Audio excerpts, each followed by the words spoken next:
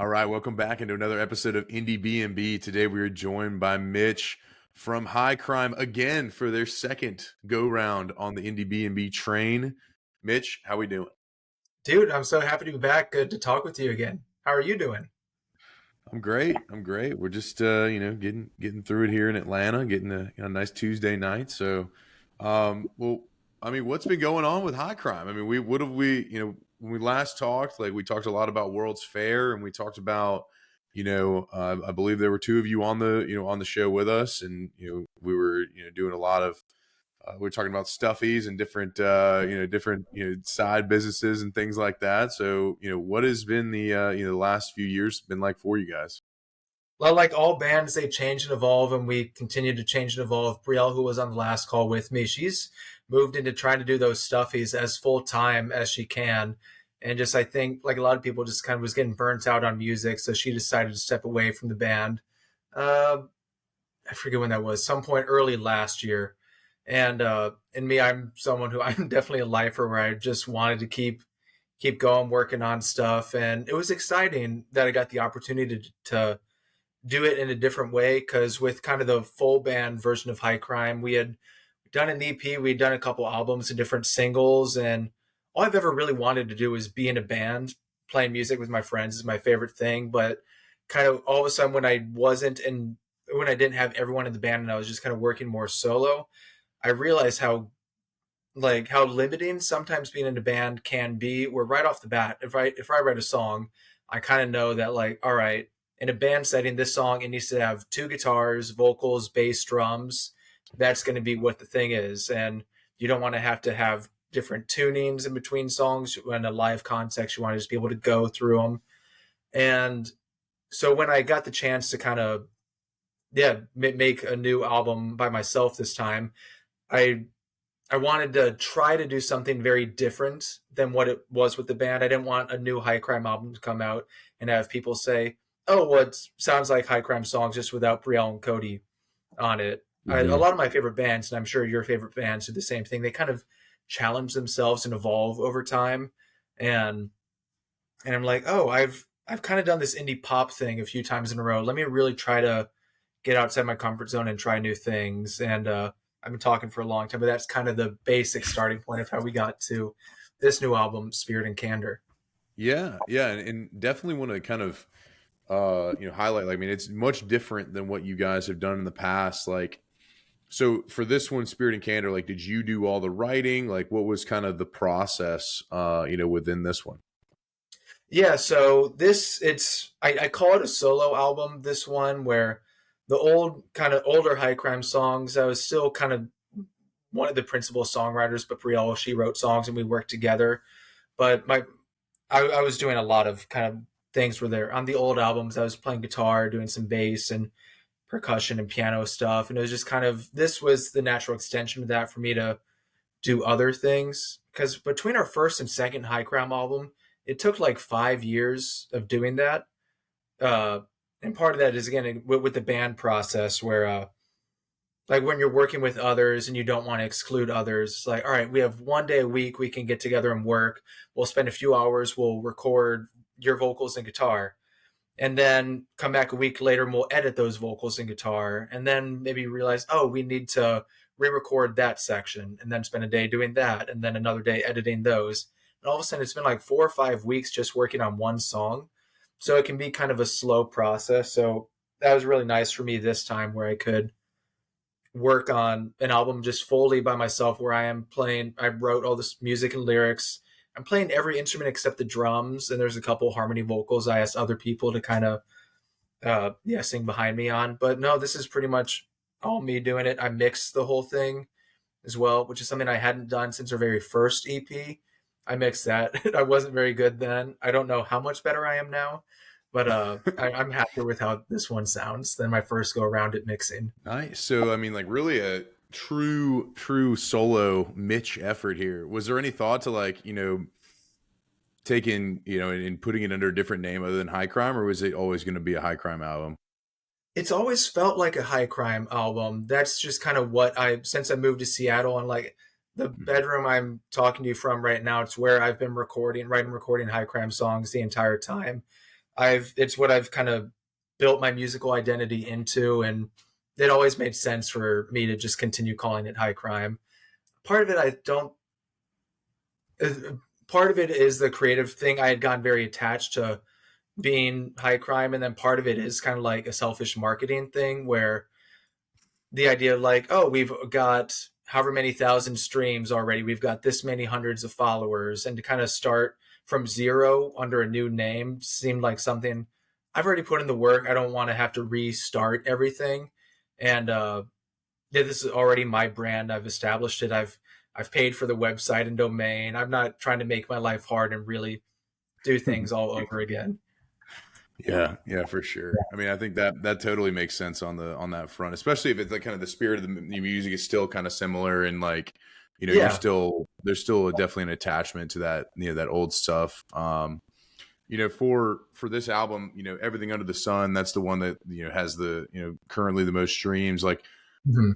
for you creating that one from nothing to something, like what does that one kind of mean to you, and where it being that number 2 slot, like was that by design to have it be kind of the one that sticks out for folks? That was the one when I had that song, that's when I knew I have an album now. Because what I was doing, the way I kind of made this album was, uh, what's the best way to explain it? So like I've written a lot of songs over just my time of playing guitar, and I've been playing guitar long enough where when I pick up any instrument, guitar especially, there's kind of their go-to things that I have. So when we finished the last album, and I was starting to write more songs. I would write something, and I would think, all right, this sounds like something I've done before. How do I break out of this pattern before? I'm doing the same chord progression, some of the same rhythms and things that I've done before. So just as a songwriting experiment, I grab my guitar and I change the tuning. I've played with alternate tunings before. Other guitar players will know what I'm talking about, where oftentimes, if you just play a guitar without putting fingers on it, it sounds kind of like a mess, but you learn the chord shapes to make it sound good. And there are some people where they'll tune their guitar strings to where just strumming things without any fingers, it makes a pretty sound. And then you can just use like one finger and make interesting chords. But I kind of took it a step further, something I hadn't done before, where I just tuned it to where none of my theory knowledge made sense. If I had just the chords that I know, if I make those chord shapes, they don't make sense. And the purpose of doing that was I kind of wanted to turn music from this active process that I had been doing, where, all right, pick up guitar, here's how I write a song. Oh, I have this minor chord, let's go to a major chord. Get away from that theoretical side of songwriting and just experiment and see what happens. And from doing that, I ended up with a lot of happy accidents. So the very first song on the record, which is not the one you were asking about, that was kind of the start of this songwriting process where I'm just playing random shapes and ended up with some sounds that were very different from things I'd done before. I kind of went from this indie pop sound to all of a sudden, all right, this is darker. It almost has like a Middle Eastern vibe to it as well on some of the songs. And I wrote track one on the album doing that, and really liked the way it turned out. But the ending of that song did not feel like an actual song conclusion. So the next day I'm like, all right, let me try to write a new bridge and outro to that song.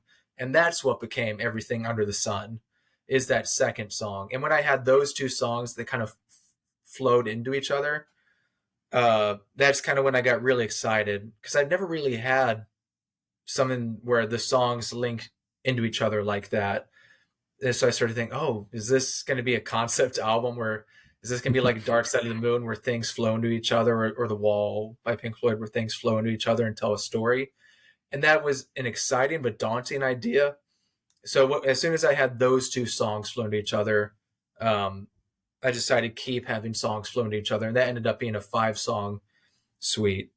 Uh, but to start and wrap up my answer, that second song definitely became the thing that felt like most encapsulated what excited me about this suite. The first one's an introduction, and the second one I'm full in, and yeah, I know what I'm doing at that point. Where that's Yeah. kind of where the mission statement took hold. This is what this is going to be. That it's going to Mhm. tell a story, which is honestly lyrically pretty abstract, but it is some kind of a story. Yeah, and that's the song that made me really excited to make a whole album using that style. Wow. So I mean, with whenever it kind of bleeds into it, like now when they kind of bleed into each other, like obviously the track listing and different things will kind of, sort itself out naturally. Was that something that like you had to kind of put in any time to, or like as soon as you had all 12, you were like, all right, we got it, or like, all, I think it's a lot more than 12, but Right. um, is that something that you kind of had to think about, moving forward on there, or like?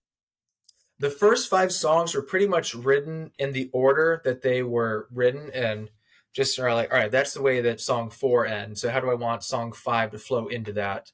That one was Hmm. kind of slow. Let's speed it up for this one.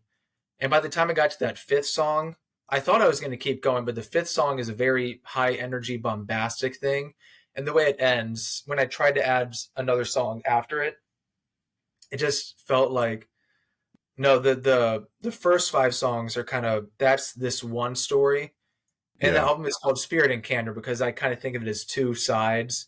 The Spirit Gotcha. Suite is five songs up front, which is that thing I've been talking about. And the second five songs, I'm calling the Candor side, are kind of slightly more personal songwriting, and the songs don't link into each other, Mhm. but I was still wanted the music vibe to kind of be the same acoustic guitar, slightly maybe slightly psychedelic indie folk vibes. Um, yeah, but the first five were all written kind of where I knew what the order was, and the second five, the order didn't really matter as much. One of those Sure. songs on the second side is actually an older song I was going to put on the last High Crime album, but we just ran out of time and focused on other things.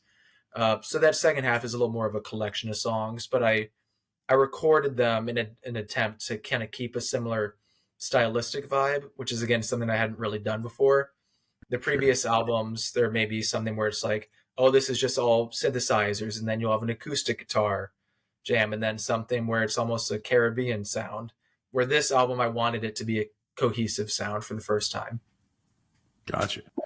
Well, for Yeah. you, like when you're coming up with this and like when you start to think about, all right, obviously we're done with we've got it released and, it's come out now, we think touring, we think about those, start to think about those things. Like what's exciting you about this album and this, possible, run that you're going to do? Like, playing those songs live. Tell me about, where you start, where you go first five through, and then, kind of jump around from there. Like, are we going to hear some old High Crime if somebody sees you? Like, what's kind of the thought process there if you've thought about it already?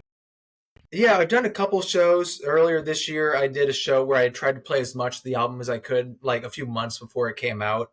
But right now, because High Crime is like a solo project, the live band is somewhat of a revolving cast of characters. The drummer I had at the first show, and he's got a bunch of other projects he's played in. So the next shows I've got another drummer and a new guitar player lined up, and I think that's kind of what it's going to be for a little bit. Where I don't know if I'm going to go back to having like a core band for a while, or if it's just kind of me bringing friends and other people to jam with me. But the goal Mhm. is, yeah, I got a show coming up next week where I'll run through probably it, yeah, I'll play a lot of the songs from the album, but um, because this album, Spirit and Candor, all those I mentioned is kind of the fastest I've written and completed an album. Instead of taking 5 years between our first and second High Crime album, this one was like 8 months of work.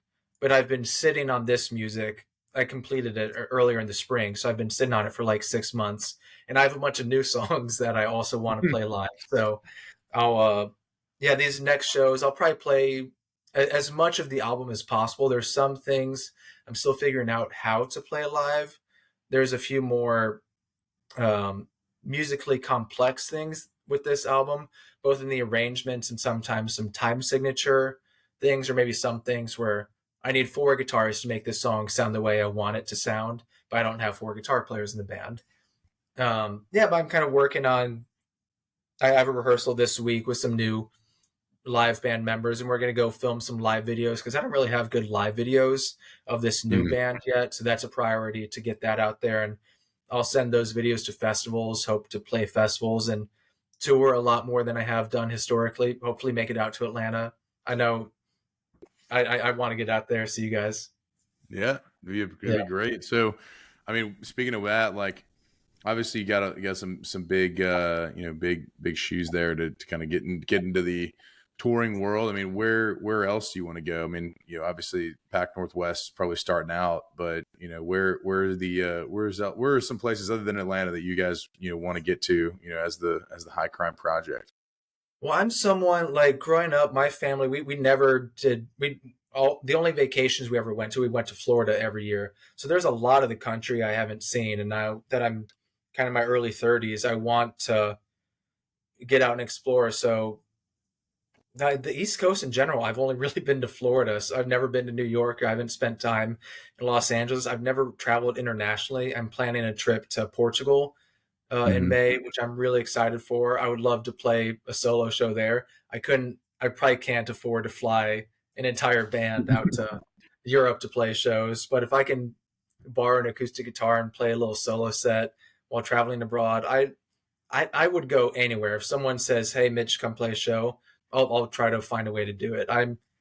I love playing shows. There is the ego side of being a musician, where if I can get in front of people and play, that fills me with a lot of happiness. And I'll play almost anywhere. The little bit of touring experience I have found that like some of the small towns, we've like people don't come and play the small towns. So if you show up there, you have people who come out and see you and they're ecstatic that you came and they're excited audiences. Where when I play San Francisco, they have they have great shows all the time, so it's not as special of a thing.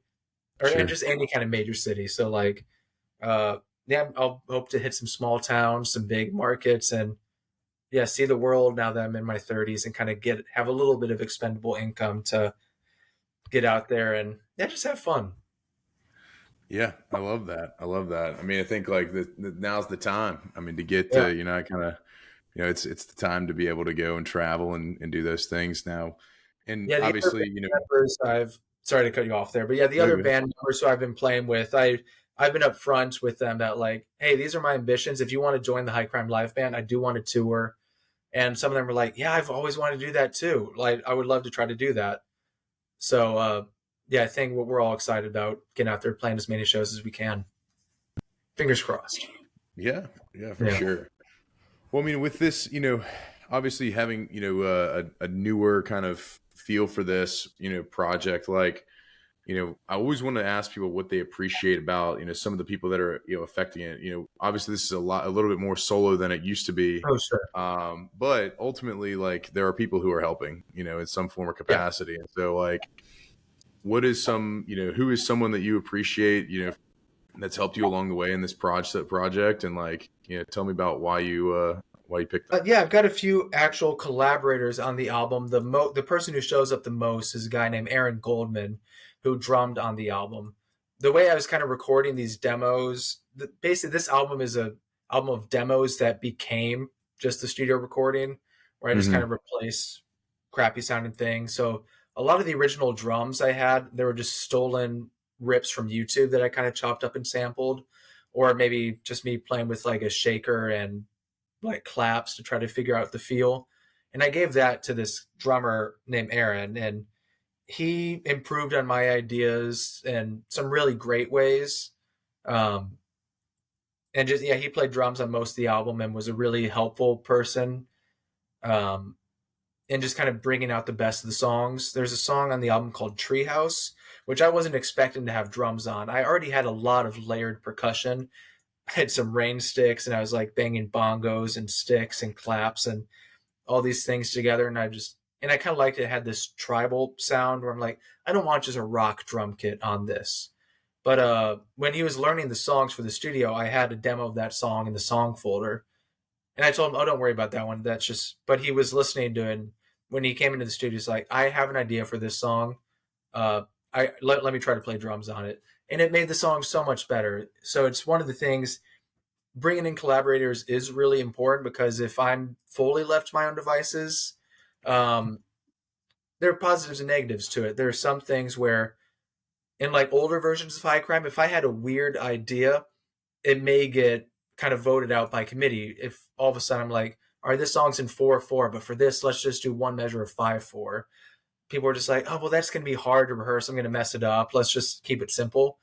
Or just any kind of weird idea, especially if you're trying to jam it out, things can get squashed out. So that's a potential negative where people want things to be easy. They want it to sound good, but they want it to be easy and fun to play to. And if you're thinking too much, that can be hard. But the other thing is with when you have a collaborator, they can challenge you and be like, all right, that melody, when you go from the verse to the chorus, that's where you lost my interest. And hearing those hard truths from people is really helpful.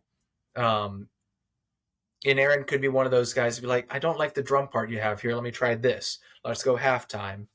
And then there's a person I was taking vocal lessons from for a long time, and she helped me arrange some of the vocal harmonies on the album and contributed some backing vocals herself. She was very helpful in figuring out, because I'm someone who, like, I've always sung in high crime with just kind of backing vocals. So to be a lead singer for the first time, she was helping me find my voice and especially find confidence in my voice.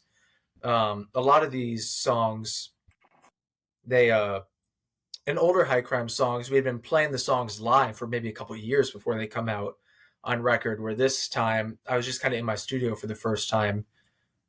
So like I wasn't sure what people were going to think when they came out. So to have a few people I could send the songs to and get feedback from, yeah, a lot of people like that who are really helpful and kind of instilling confidence. Same with the other old high crime members who aren't even in the band right now. Brielle, she heard some of the songs, and I was saying, yeah, I think I'm going to try to get this person to sing on the song. She's like, dude, you should just sing it. I'm like, oh, okay. I hadn't really thought about it. Yeah. So yeah, just have friends to encourage you when you have the self-doubt, and also to challenge you when they think something can be better. Uh, yeah, I try not to be too isolated, even though this is a solo project, to get feedback from other people to try to make things better. Because if I've listened to a song 100 times, I kind of lose the objective reality of what it sounds like. Yeah. I mean, the objectivity, obviously, like, getting some fresh ears on anything will help.